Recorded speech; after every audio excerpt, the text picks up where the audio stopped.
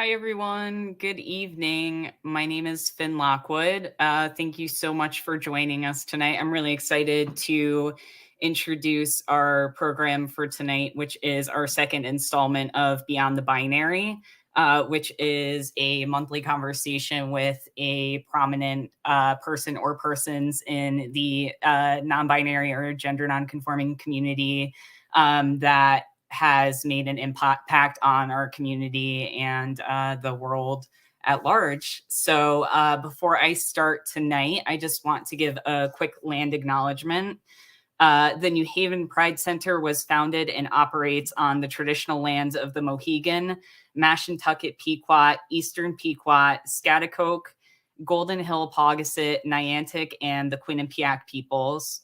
We hope that from wherever you are, you take a moment to acknowledge and honor the Native people whose lands you occupy and the history of the place you are in. To find out more about Native lands, you can visit native-land.ca. And with that, I would like to introduce tonight's guest for our conversation exploring identity through art. Tonight we have Reim Ifrach and Ron Ifrach, and they should be joining us shortly.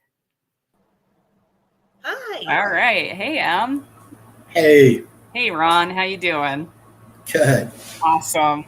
Thank you both so much for joining us tonight. I'm really excited to talk with y'all. I feel like this has been something we've been planning for quite some time now. So it's really cool to be finally facilitating this conversation where we're going to kind of just talk about your experience as art therapists in general, and everything else that y'all do. So I guess we'll just kind of start with introductions. Just tell everyone, I know that we both kind of have different things going on. So just tell us a little bit about yourselves, starting with M. Sure.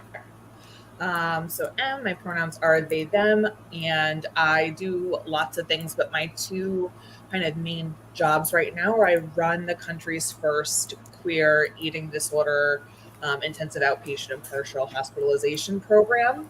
And then when I'm not doing that, Ron and I own Rainbow Recovery, which is our private practice that we run together. And my focus in my non-artwork is on body image and eating disorders and body liberation and gender affirming care. And all of my art is really, at this point, documenting my own journey in my body and my own kind of transition, which has been really rewarding. That's awesome. See, you said it way better than I could have, so thank you. And what about you, Ron? So I'm Ron. My pronouns are he, him, they. I work intermittently between Twin Peaks and Rainbow Road, Rainbow Recovery. I'm bad. And I also do a lot of in the community art aspects. And what I mean by that is right now I'm part of a cohort called Crit Haven based out of downtown New Haven. And it is like a collaboration of different artists who get together to teach each other about what critiquing art should actually look like, and done in a way that is supportive rather than the traditional cutting down. And we're a really, really tight-knit community. We've had a couple galleries so far, and we're definitely going to be doing some more. And in my practice right now, I focus on gender affirming care, writing letters, and I specialize in everything from people who have been to prison all the way to substance use and recovery care. That's awesome. I love that y'all are both involved so much in so many different aspects of not just our community, but just the community at large. I think that's such a great thing.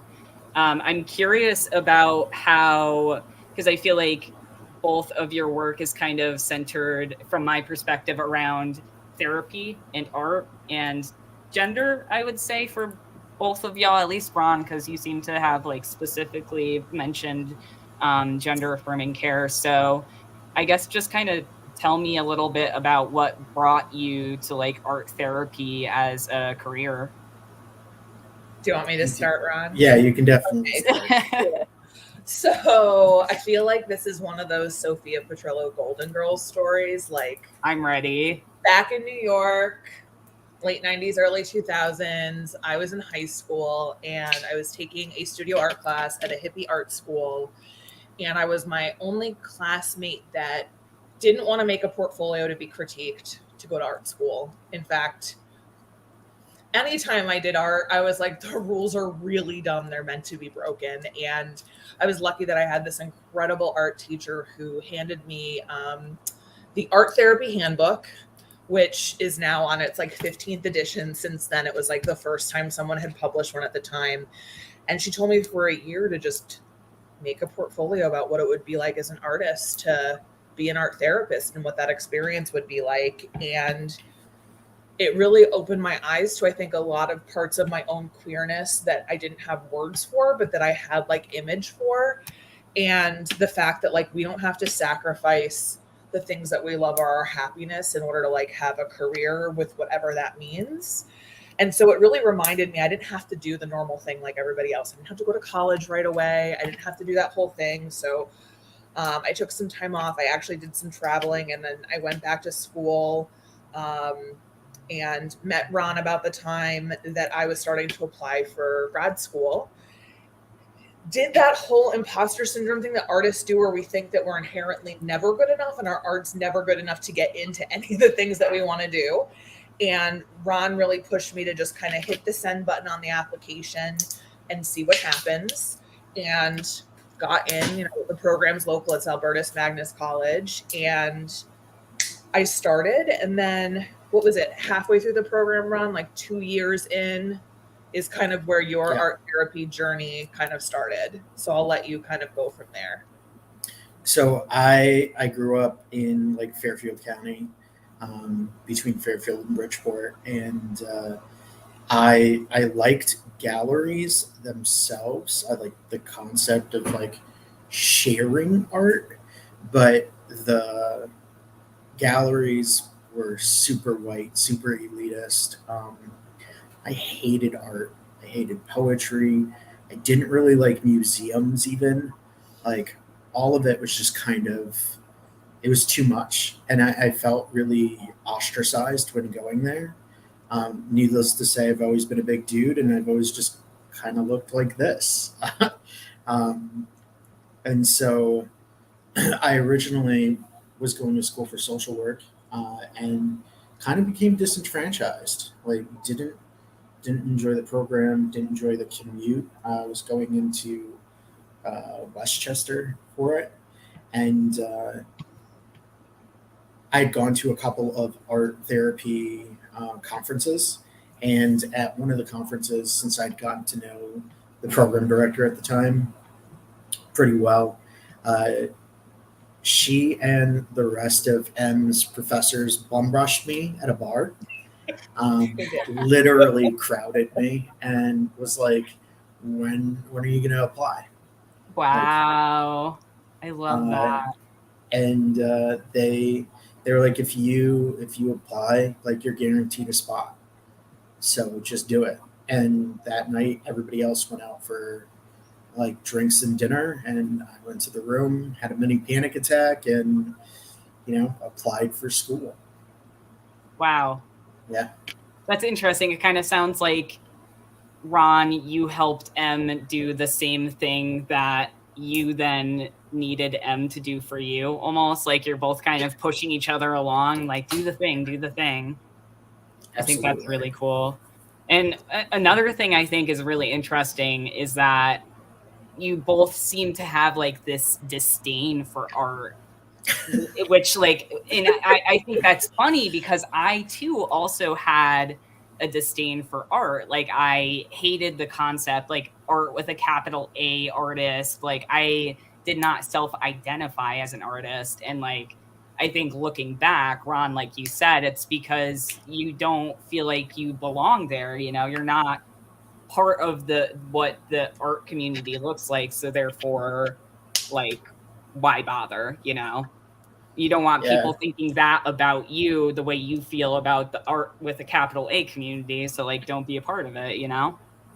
It's actually why like my work with Crit Haven has been so important to me, because it's not capital A. Like it is very much like outsider art and everything in between. It's beautiful. Yes.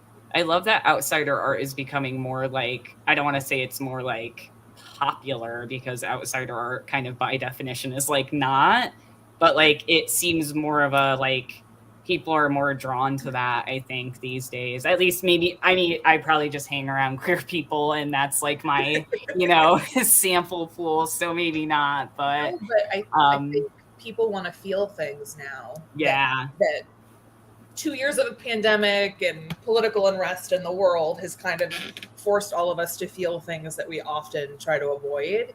And I think art is, in many ways, especially outsider art, is actually a reflection of our own feelings. And so there's something so comforting about seeing in something that someone created the things that you feel yourself, and knowing that you're not alone in it, and that it doesn't have to be beautiful. Right. We were talking about before we got on, right? I love a good mat and I love a good frame. And I think that's so important for certain images. And there's also something really cool about seeing something raunchy with like the canvas ripped at the sides, and it's not complete, because we're not complete beings. That's just kind of part of being human, especially being queer. Definitely. That kind of, I feel like, ties into the next question a little bit that I had for y'all. How do you feel like your identity, your queerness has kind of tied into your career? Do you feel like one influenced the other? I feel like it's kind of a like abstract question, but like, you know, was it your identity that pushed you towards the work, or vice versa? Maybe a bit of both. Go ahead. See how this works, everybody. So I went to like a hippie Quaker school, which means I was taught a lot about art as advocacy from a really young age. So I learned a lot about how queer people have used art historically as a means of protest, whether it's in a gallery or at an actual protest or on the side of a building. And that always appealed to me. And what I found is that the art that I liked to look at, whether I knew the artists were queer or not, were. So to me, that said, there must be something inherent about what they are creating and in me that I need to see and I need to understand. And it took years of doing that and thinking that I was cis, but knowing that I was queer, to kind of figure out the gender piece of this, which I think came later on. And I jokingly tell everyone that like Frida Kahlo and Keith Haring are kind of like my parents. They're like my queer parents, because yes, they were cis. Technically, they've never said they weren't, but a lot of their artwork and a lot of their story was about crossing certain lines and boundaries. And that always really appealed to me, this idea that that thing that I was feeling inside was actually really okay. And people do that all the time, and there's a label for it. And so I really think it was art that kind of became the womb for whatever this is before you. Like, I kind of got to go through that process in my art through watching other people's art. And I really wonder, you know, if I didn't have art or this connection to it, would I be here in this iteration of myself? Probably not. Yeah, definitely. I think I feel very similarly too. I think I can remember the exact artist that it was that I feel like was like the awakening for me, you know, and it's like looking back at all of your tastes thereafter, it's like, oh, everything makes so much sense now, Yes. you know, like you're gravitating towards things, you know, and I think that's also kind of like, in a way, like that's like art therapy in and of itself, right? Because you're looking at the symbolism of like this life you've created around you, and you're like, oh yeah, everything is super queer. It makes sense now. Agreed. Yeah. How about you, Ron? So I kind of had like almost like the opposite aspect. So like I I'm very much a person that like I believe in like bluntness wrapped in kindness to a certain degree. And I my therapy practices from a place of being authentic. And so when I was in the program, it was really important to me to not be fake. I didn't want, and by the program I mean Albertus Magnus.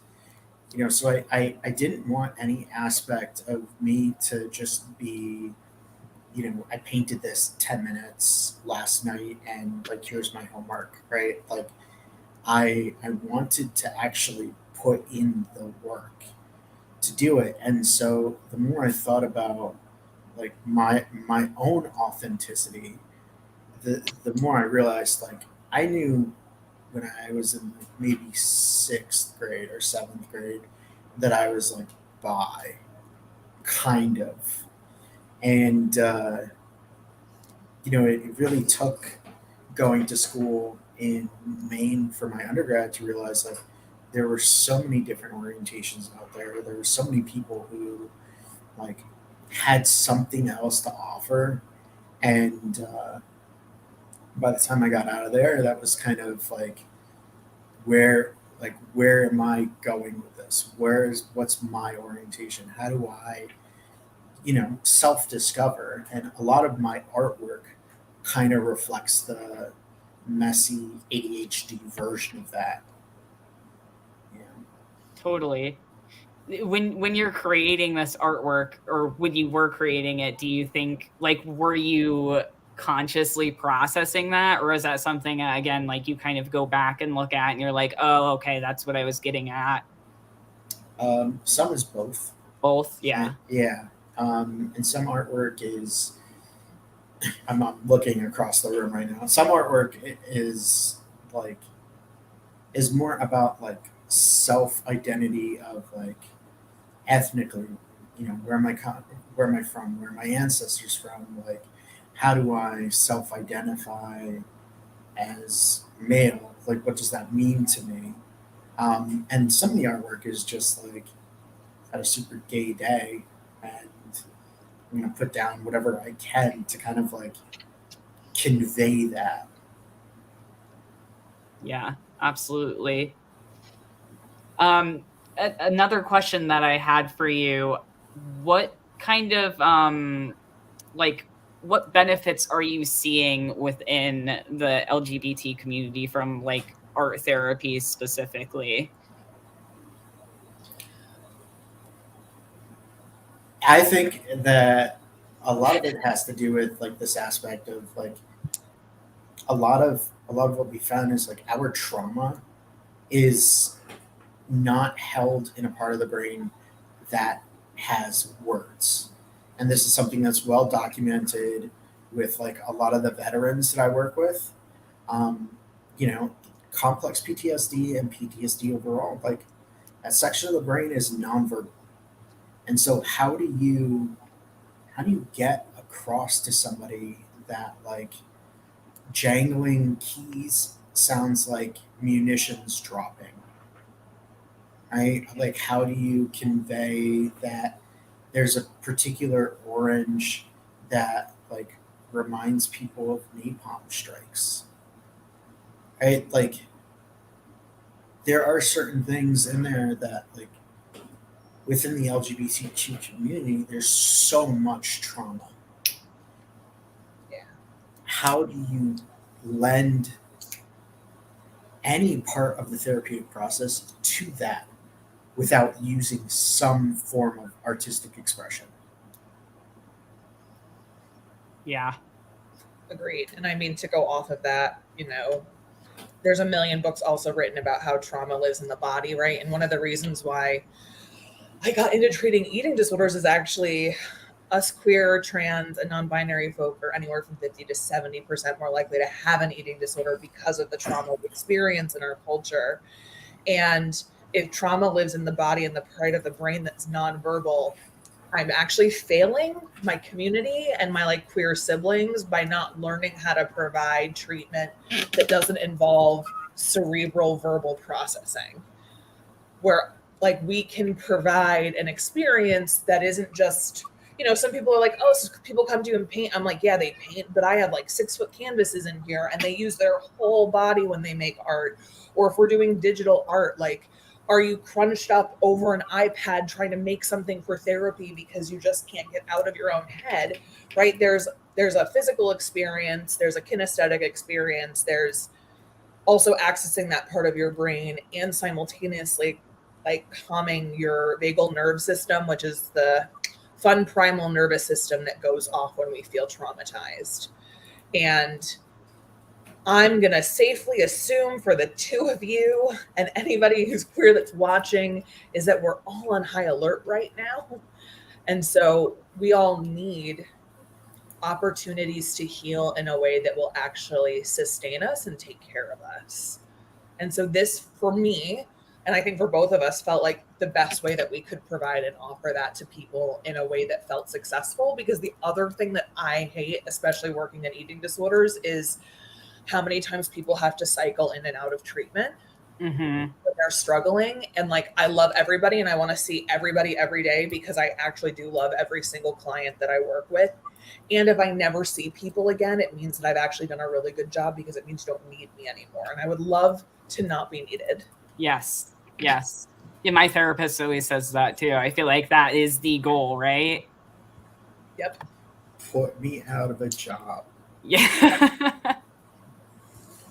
What do you ever have experiences where, you know, I feel like I'm speaking for myself personally too. Like even as a lifelong artist, I, you know, remember at the beginning of my therapy journey being skeptical about like, how could drawing pictures like possibly, you know, help anything in my 11-year-old mind? This is how I'm rationalizing it. How do you get people who maybe are kind of like skeptical to the idea catch on to art therapy? So, I mean, I know, Ron, you have a beautiful example, so I'll talk and then I want you to show everybody the best part of art therapy. But I mean, part of that is also up to the art therapist and the person that you choose. And I think that we each do things a little differently. Ron and I actually work really, really differently. Same household, same program, same professors, right? We're married, so we must have something in common. And yet therapy with him and therapy with me is like a completely different experience. So a lot of the artwork that I do with clients is this thing called El Duende process painting. And so it comes from this idea that if you continuously make art on the same canvas over and over and over each session, those kind of Jungian archetypes that live in all of us start to emerge.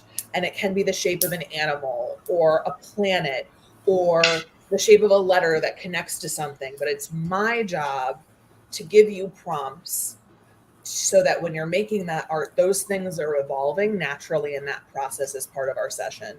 It looks like a little bit of magic, like it looks like sorcery. It definitely feels like sorcery when you're doing it, but this is like a highly, highly clinically researched modality.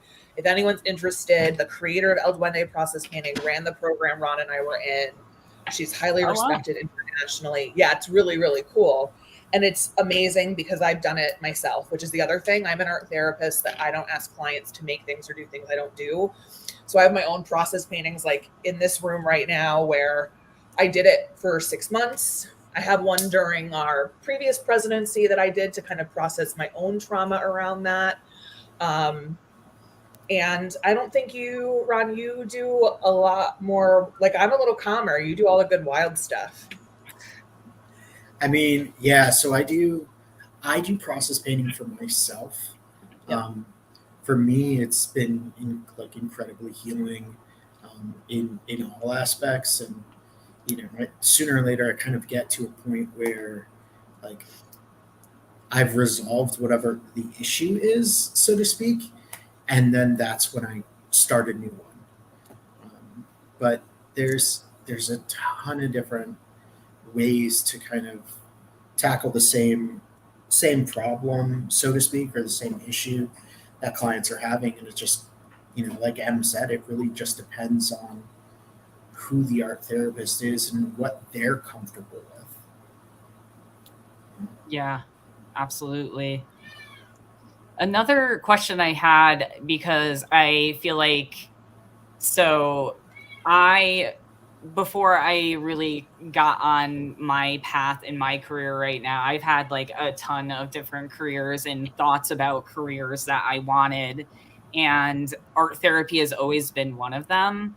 But, we were kind of talking about this yesterday, I think, like,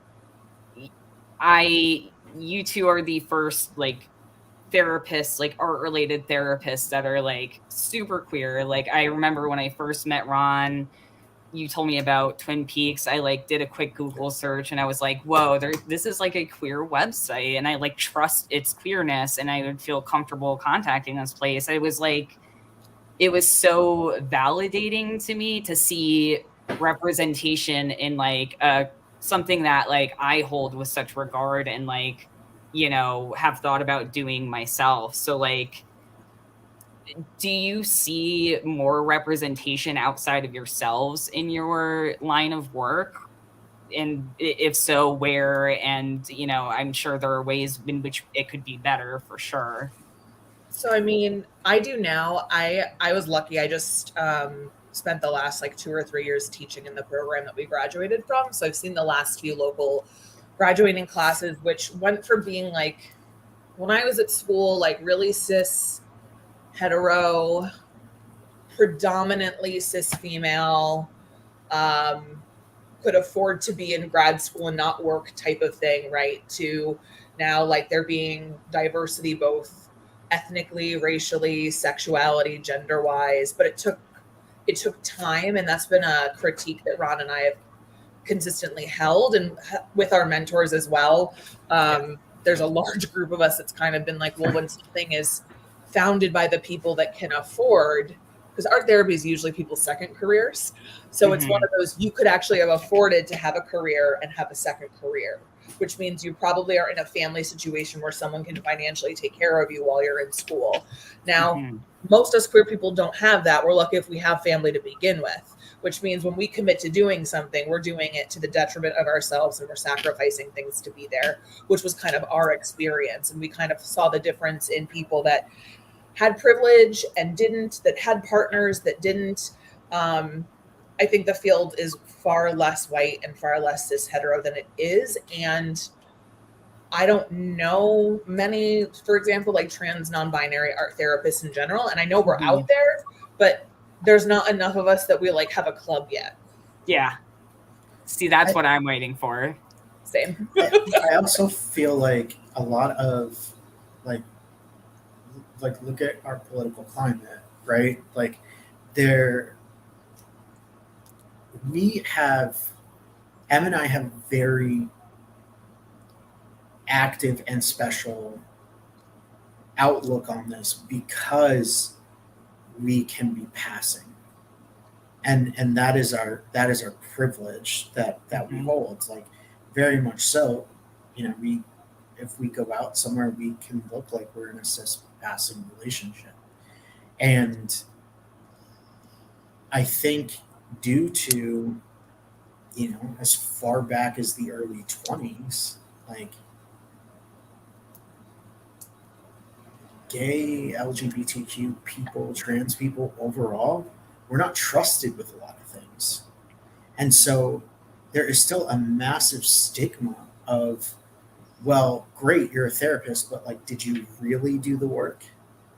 And so do you want, as a trans therapist, as a non-binary therapist, like, do you want to put yourself out there as that person to consistently tell people, like, yeah, I went to school. There's a degree. I passed the test. Like, what else do you want from me? Right? Just say you don't like gay people and we can move on. Yeah. You don't have to see me. Right? Like that's the other piece of it. It's like, if you don't appreciate who we are, you can go elsewhere. It's okay. Right? Like it doesn't hurt me at all. 100%.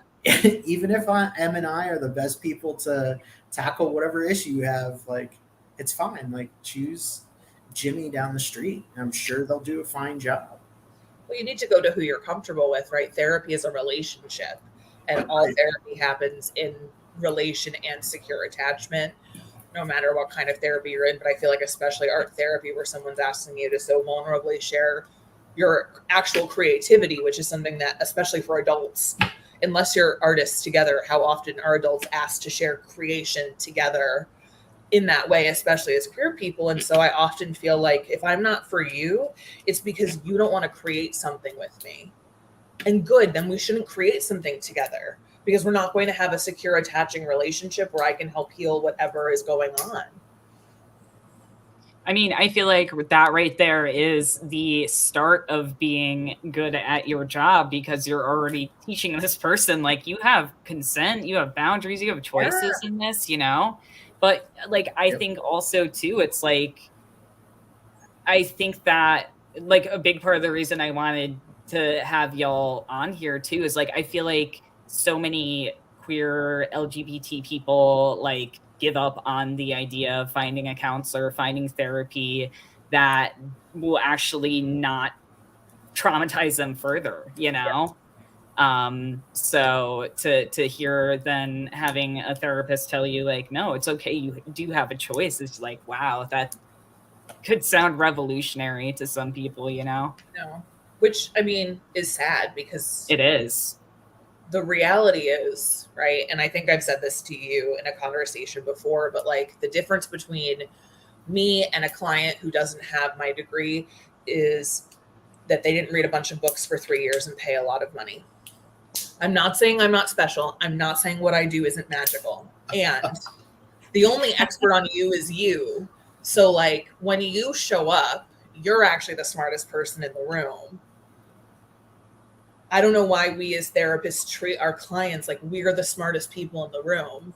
I don't know your life. You know your life. You know what feels good. You know what doesn't work for you. I'm not with you at 2 a.m. when you're having a panic attack trying to use the list of breathing skills that I told you to use while the world is crumbling.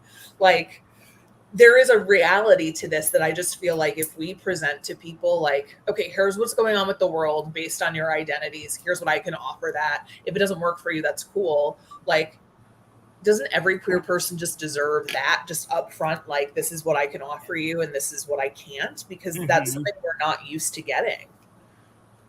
Definitely. And I think that can probably also make it difficult to like create those like you were talking earlier about like how vulnerable these situations are in like art therapy and stuff like that. That probably makes it really difficult sometimes to like really start to do the work too, I could imagine. Yeah. I mean, you know, I've had clients wait, you know, almost 6 months before not talking about, you know, working at Dunkin' anymore, right? Like, to finally get into like the crux of what's going on, and you know, being trained and having the good education that we do have, like, you see it a mile away. But it's also not my job as a therapist to tell you like when you're ready to make that leap. So if you want, you know, if you want to talk about gender and orientation and, you know, all the goods, like, I'm here for it. But it's not my job to push you to do that. You know, I may pull some strings here or there. I may be super annoying at times, right? But that's kind of part of your job, right? But it depends on where the person is, right? We have two things that I think are really important, and the first one is do no harm, right? So like, if you're not practicing from that aspect of like, this is for your client. Your job is to not hurt your client, right? Then you're doing something wrong. And the other one is like, meet your clients where they are, right? You can't do work with somebody who just isn't there yet. It's, and unfortunately, like some clients may never get there, and that's okay, right? But you have to be, as a therapist, like okay with that, and accept that we're not there either. Yes. Yeah. We're incomplete beings too. Yes. Absolutely. What would you say is your favorite part of working with the community?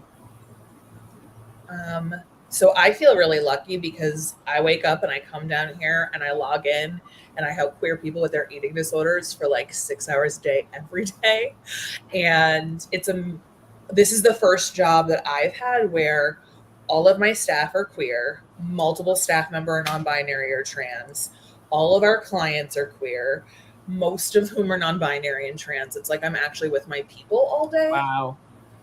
And that is a wholly different way of doing work before, where I was like afraid to come out or be my full queer self in front of people because, like, what if someone says it's unprofessional, right? What if someone says that that's inappropriate? I once had someone tell me our website was too political for someone that was going to help anybody with anything.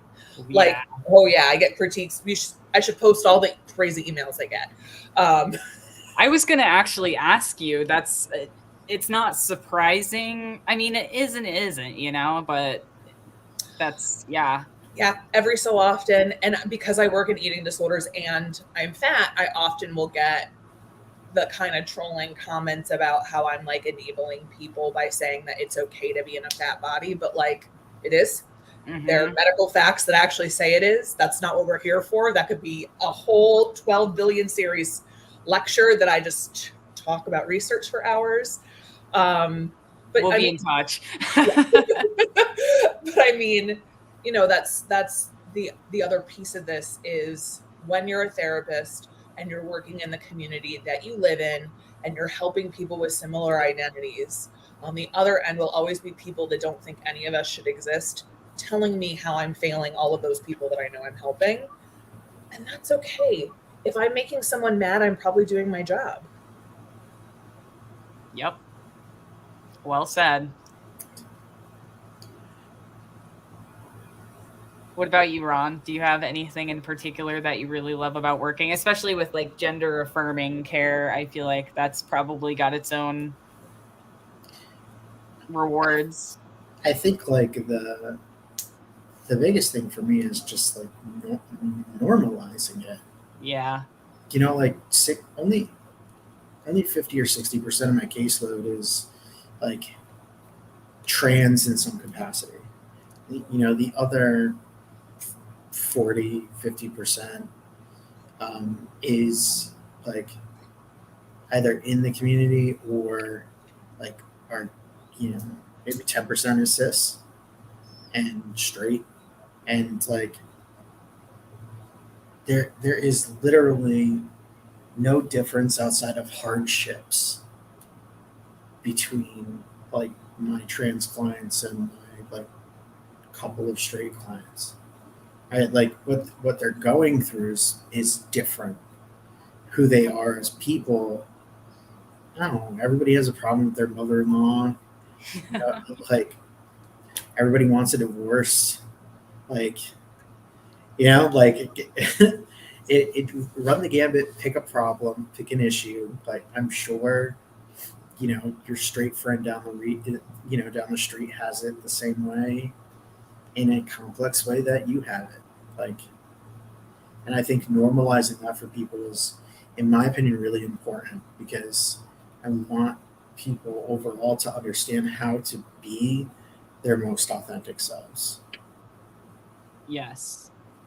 I think what you said really resonates with me, because like I often think to myself, like obviously I am all about celebrating trans people, but like some days I'm like, as a trans person, I'm like, I don't want to feel special. Like I don't want to feel interesting or unique. Like, I think about like when I started taking HRT, when I started testosterone, like I watched my grandmother give herself insulin injections like every day, like it's like this is normal ass stuff that we're doing here, like, at the end of the day, and not in a dismissive way, obviously, but like in a way where it's just like, it makes it so silly that people are so hell-bent against us existing, when it's like, now we're just normal people.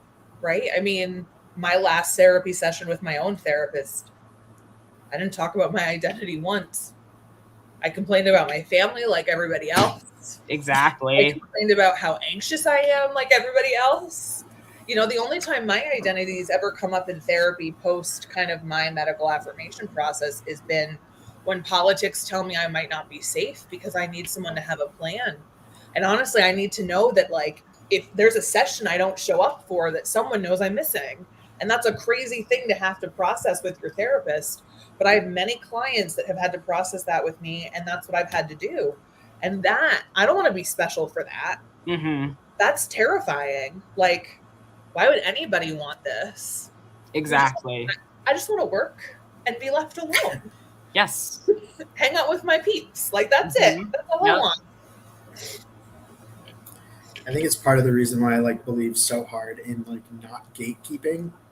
Like, who am I to decide what is the absolute like best for you and your body? And like, people are like, I only met you like 20 minutes ago, and I'm like, yeah, but I don't care. I'll write you a top surgery letter. Like, do you want a hysterectomy? Like, okay, great. Like, I didn't struggle for the last 15 years to like get a hysterectomy. I don't know what that feels like, but you do.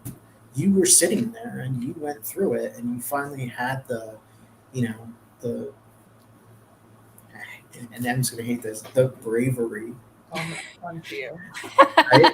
Like you finally had that like bravado, truly, to come up to somebody who has the opportunity to write you that letter and to not make you feel bad about it. Yeah. Because or have to prove anything. Right. Yes. I think in that sense, Ron, you and I have had like a really beautiful experience with my therapist, which, Carrie, if you're watching, I love you. I hope Carrie's watching. Me too. I hope so too. So good. She's the goodest therapist. But there was no question. And anything that I've ever needed in my own process, it's not been a, we should process this for a few sessions first. It's been a, you know yourself best. You tell me what to send and where to send it, and we'll get it done. Mm-hmm. No problem.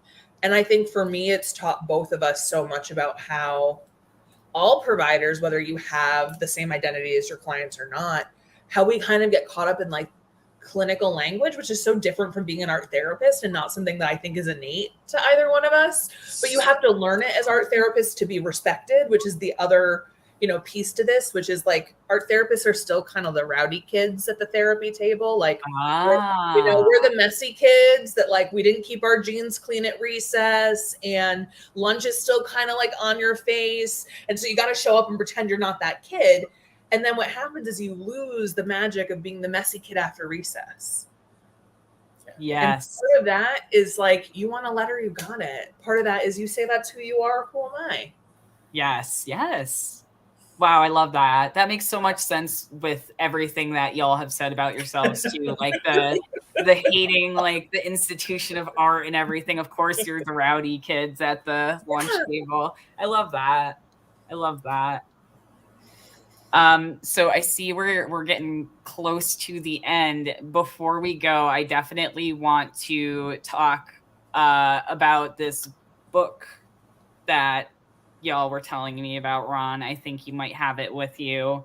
I forgot the name of it, so either of y'all can kind of take the lead on that. But I just thought this would be a really cool way to close this conversation as like something that people can do at home. Yeah. So yeah, take it away. And do you want to like describe the book, what it is? And then you'll show it off. Oh, of course. Oh yeah, there you go. That's like Home Shopping Network or something. I like it. So Alford books are essentially what I encourage people to do is like go to one of those library book sales and find a 50-cent book that just like calls to you, whether you like the cover or the topic. it could be anything. I personally like old medical textbooks. I think there's something about like queerness and transness and that like feels good for me. And then you just kind of go through it and rip out some pages and block out some words to make a poem, and then start drawing on the pages, and then maybe find some collage materials and start making a piece of art in a page, or painting in a page, or finding an old photograph and pasting it in. But the idea is that this book becomes this whole series of like a visual journal. And so the reason why we use old books is so that you can capitalize on whatever imagery, metaphor, or words it already provides you, and that you learn to work within that structure rather than making everything yourself from scratch. And Ron has a really good one. It is a really good one, just so you know. Thanks. I try. So my book, how I got my book was pretty interesting. I was in a class at Albertus, and it had to do with PTSD. And so a lot of my PTSD journey and my identity aspect is within this book. But what's really cool is find a couple at the library or wherever this book sale is, and then choose one at random. I'm very much like, if I can plan something, great. If I can leave it to fate, I'm going to leave it to fate. So the book I wound up picking up was about wheels. And it just, I happened to reach in to this tote bag and pull out a book. And so this is kind of where it started. And it was, I just kind of went for it. Like, adding different aspects. This is a paper mask that we were able to like paint on, talk a little bit about like personalized identity and kind of how we felt. And like here's a normal page of the book. So this is all about like the golden age of coaching, right? But like, what's nice about these kinds of books is they lend to having some beautiful artwork in them and some diagrams and different things that people like can really begin to connect with, right? So I'll show this one, and I'll show it because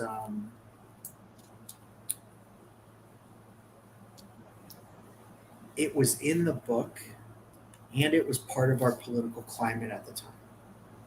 And it became really important to me to be able to understand how to give imagery and be authentic to what is going on and how to react with political sense. So this is something I didn't actually show you guys the other day. So this was all about our political climate and what we were going through, and a lot of marching that had been going on at the time. And this one had a lot of trains, a lot of different pieces, but what's really nice is you go from something like that to something like this, which is fabric and feather based and more about ancestral identity for me. And like, if you do look closely enough, like not all of the background is blocked out. So there are things that bleed through, and it's important as an art therapist to be able to look at something like this that a client does and to literally see what they're trying to convey. So something where it's, centered collage of, have you seen me? Am I getting better? Coupled with trains. Could be anything about forcing through this iron horse, this aspect of like, am I actually progressing? Right? I love how the symbolism just kind of like appears on the page just from what's there and what you add to it. Yeah, it's outstanding. It's like absolutely ridiculous. So I'll read this. There's a thing called Blackout Poetry, and it's literally where you take like a paragraph and you block out certain words. So this one is called Red River. In the very heart of the desert, a wretched mining town became a booming capital. Now dyed silk, shot with a Colt revolver, became the world's greatest. And Wow. imagery is actually someone looking through the barrel of a tank. That's awesome. And all of it has a different, almost play style to it, right? So doing something like this lends you from everything to the tactile, the fabric, the feathers that I showed, to literally just drawing with markers, to this one is it's one of my favorites. It's painting, it's burnt edges, and it's candle wax. This being done, in 2017 or 2018, it was 5 years ago. Like, they stay. And one of the most beautiful pieces about doing an altered book is, like, at the end of the day, literally just close it up and put it aside. Yep. Yep. I love that. It kind of reminds me of what y'all were talking about earlier about how art therapy is, again, like something that it's a way to express the things that don't have words yet, and especially like the blackout poetry, I think is really cool because it's like, it reminds me of those like magnets, the word magnets for the fridge where you can like make your own poetry and stuff. Like, you're using what is there provided to you. So it's like, you don't have to strain yourself and you can kind of just have that like free association. I think that's really, really cool. Yeah, I think with blackout poetry too, as a whole, like one of my base rules for it is like you actually just circle one or two words and then black out some without looking at the rest and then finish it. So that'll give you a much more authentic subconscious understanding of like what's going on and like what's happening, rather than like truly picking the prettiest combination, or like what sounds the best today. Yes. Okay. I love that. Yeah. So for our closing question, I just kind of wanted to see if either of y'all had like, I always like to try and leave on like an inspirational note. So like, do you have any words of wisdom for people who are maybe still in the process of figuring themselves out? I mean, we're always figuring ourselves out, right? But like, for people who are really in the thick of it right now or something like that, you have any words of encouragement? Oh, I mean, Ron knows I love a good inspirational speech. I probably think I'm Winston Churchill in a former life. With the cane, definitely. Yeah, exactly. Yes. I always say to my clients that have eating disorders, you don't come to therapy and you don't become a therapist because your life has been beautiful or perfect or everything has kind of been given to you. We show up to this because we have our own wounded places. And so like the really beautiful thing about becoming a therapist and going to therapy is it actually doesn't matter which side of the couch you sit on, the wound is the same. It's just on one side, you need someone to hold it with you. And on the other side, you've learned to hold it for yourself and for somebody else. And so in that sense, there is no right or wrong for where any of us is in our journey, because when you sit on the other side of the couch with me, the only difference is who gets to hold the wound. I love that. Thank you. Yeah. Ron, you're supposed to say something. Come on, you muster something up. I think the truth is, like, and it was something somebody else said, but I'm going to paraphrase. Like, trans individuals, LGBTQ individuals overall, are probably some of the most beautiful people you're ever going to meet. And the reasoning behind that, the reasoning, like, everyone who is questioning should understand that, is because you didn't choose to be in the body that you're in, right? And these are the most authentic people that you could ever ask for, because they're the ones that said, no, like, I'm not going to stand for how I feel. I'm not going to continue to live this lie, essentially. And the biggest part of that is, like, literally just keep going, right? Like, the aspect to this is, like, there are people like Em and I and you, Finn, that, like, we give a shit. We want you to be here. Like, there's nothing that hurts more than, like, hearing about another suicide. And if we don't talk about it in our community, it will continue to happen. And so, like, we love you. We want you to be here. Thank you. That was beautiful. That was beautiful. And I just want to personally thank you both so much for all of the work that you do and will continue to do. Like, I don't know, you're really trailblazing, and I am so grateful that we have folks like this in Connecticut. So on that super sappy note, where can people find y'all, just really quick? So your Rainbow Recovery, and you have website, social media. Yep. So people can find us at rainbow-recovery.org. Get it? Rainbow dash, like my little pony. Ooh, nice. I know. I am queer art therapist on Instagram, and Ron is Attica, which, if you watch Always Sunny, there will be a scene in which it will make sense to you someday. Attica. I don't know if I caught up to that part yet. I'll have to check it out.